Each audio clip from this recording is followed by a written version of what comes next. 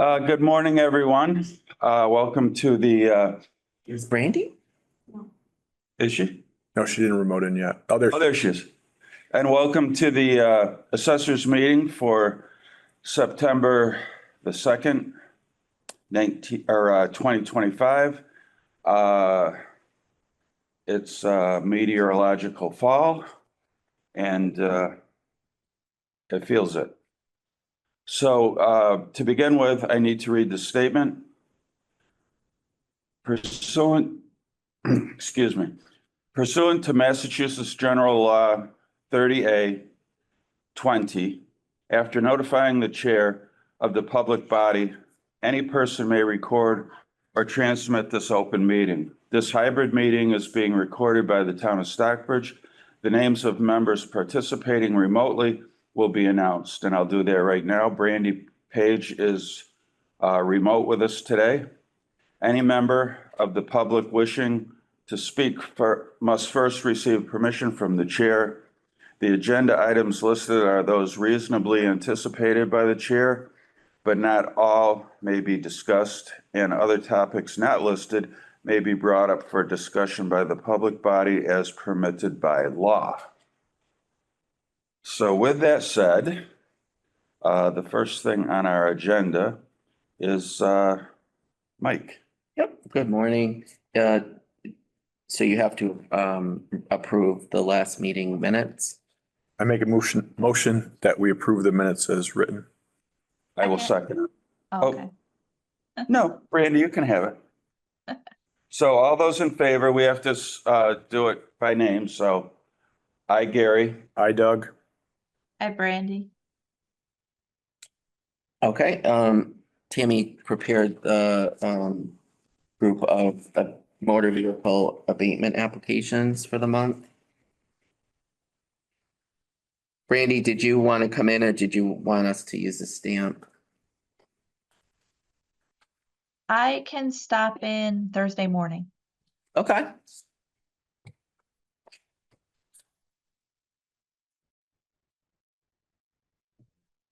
So there's, go ahead. so there's something here going back to 2022. Is that true? So somebody canceled something in 2022. Now they're bringing it to our attention, 22, 23. or is tax year 22? And it's a tax bill from 22. 22, 23. You know what? I don't think he canceled it. I think he just traded the plates. I think I put the wrong thing on there. Okay, well, okay, Oh, yeah. okay. Plate transferred from Toyota to Mazda. Okay, but the 22 sort of threw me off, but I guess. So I'll get into the next one while you're signing that. This is more to sign. So it was brought to our attention by Erica that there was a personal property bill going back to fiscal 19 for, I won't mention well, it's for 89 Hawthorne Street. They're not second homeowners. And the reason that they didn't, first of all, these are unpaid, and I actually wrote to the state because they requested to see if we either do an uncollectible or abate it.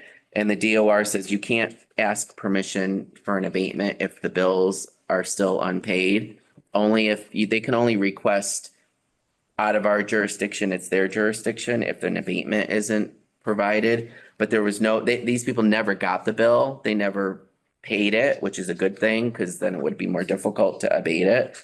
So Erica is requesting that those be written off. They aren't second homeowners. This was picked up by mistake. And the reason they didn't get the bill is because we kept getting the bill back in the mail and we kept sending it to their Florida address, but they never lived there. So it kept coming back. They finally came in just on a whim and said, do we owe anything on our taxes? And Erica said, well, you have this outstanding personal property bill. And they're like, we don't have personal property since we bought in 2020. Well, it's fiscal 19 up to fiscal 25. We've owned the property.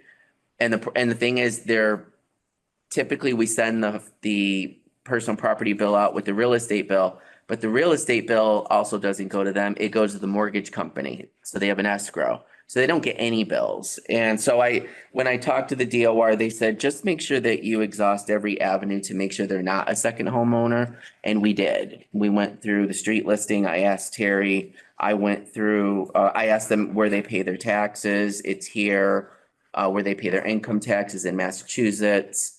And their motor vehicle was indication that the DOR said, check the commitment for where their motor vehicle is paid. Motor vehicle is paid here. So we've looked into everything to make sure we rule out that they're truly not a second homeowner. So this one was picked up by mistake. So there's 1, 2, 3, they're not huge amounts. So 1, 2, 3. God bless you. Bless you, 7 fiscal years from fiscal 19 to fiscal 25. I already took them off the books for fiscal year 26, and I wrote them I sent them an email saying that we were gonna take care of this. So that's from Erica. Your part in this is to approve it, sign off on it, and then you type it up and then they sign it again. Yeah. So do we have to vote on it or we're just gonna sign it? Oh, we should vote on We it. should probably vote on it, yeah, because it's did I just say 7 years? Mhm. Yeah, I make a motion that we abate these 7 years of personal property tax for this address as previously mentioned. I'll second that. now do you have to say your names when you do? Oh, Oh, yeah. yeah, All those in favor? I, Doug. Aye, Gary. Hi, Brandy. So moved. Okay. Number 4, at our last, and I know it seems like forever since we met. Last month, at the beginning of the month, when we were talking about the sales analysis and submission to the DOR, I am finished with the sales analysis. And I just wanted to just quickly go through, there were 31 total sales, 24 101s that were used in the analysis. I think I had mentioned the last time that I wasn't sure we were gonna have enough sales, so we were gonna use 2 years. We had 28 sales. I ended up using 24 sales, so there's 4 outliers that have to be proved to the DOR. I haven't done that spreadsheet yet. That's kind of the last step. So the ratios, after all this, the sales and analytical work, the 101s, which are the single family homes, stands at a ratio of 98% of market value with a COD of 7.14. COD has to be below 10%. So we're good on that. The condos is at 0.96%. For the ratio, the median, and the COD is 5.99%, which is good. And the land, we had 3 land sales that we use, is at 100% with a ratio of 5%. The all of the base rates have been adjusted. I also, with the way that the market is and what the DOR is looking at now, there isn't a single thing that I didn't adjust. There's all of the site.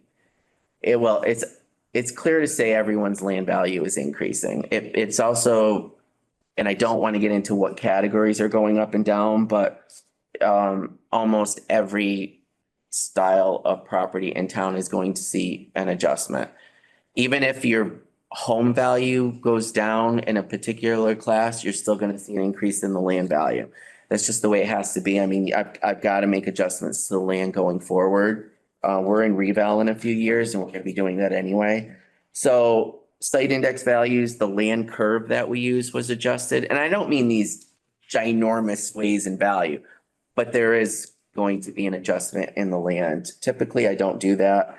I only do it on a reval year, but the market is just, well, Doug knows. I mean, it's kind of all over the place. But with that being said, just because the assessment goes up doesn't necessarily mean your tax bill goes up No, based on spending. yes, and actually, and I know this sounds like such a crazy number, and if you look at it, the LA4, which is a diagram of all where the values sit in each class, we went from 1.4 billion last year to 1.6 billion this year.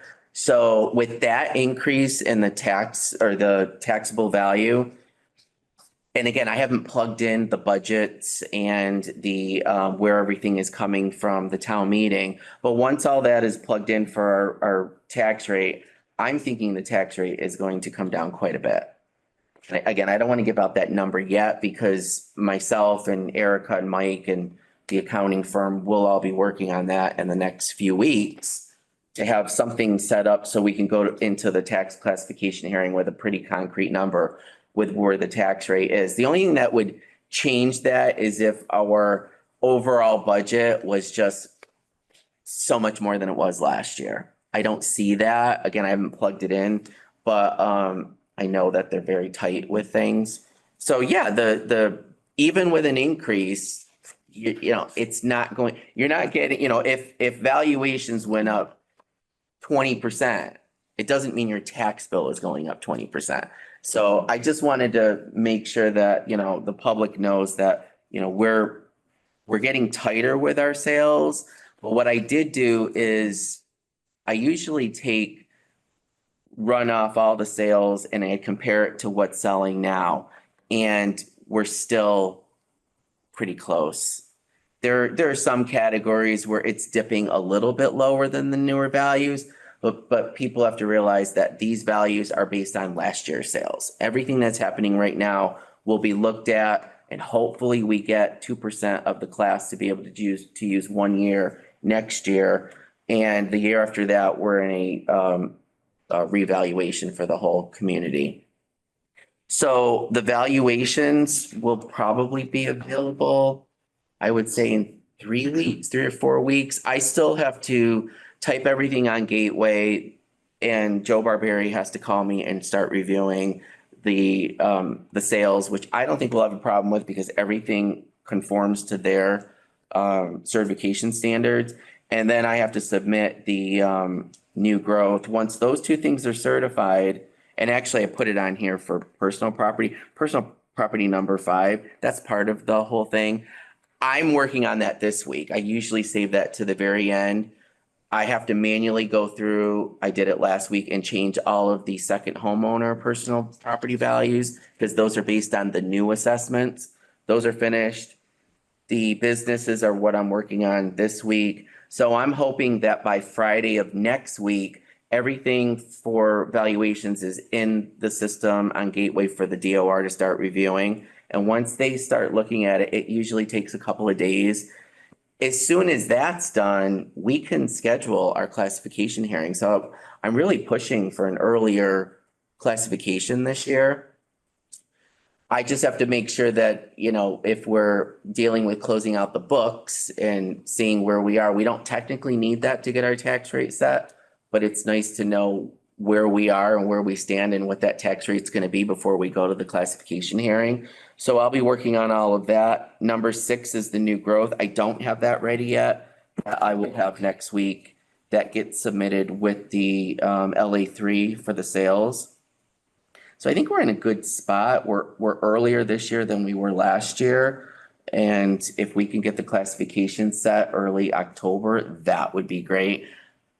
It all depends on how many towns are submitting and trying to get their valuations, their new growth, and their tax rate set. But I think we're in a better place than we were last year. Number 7, the CP1 form to the state, that is the community preservation number that has to be done by September 15th. I'm working on my part and the accounting firm signs off on that. So Aponte needs to work on that hopefully next week. I'll get that to them and they can do what they have to do for us to submit that. You don't want to be late on getting that because that determines reimbursements that we get for the Community Preservation Act. And that's all that I have.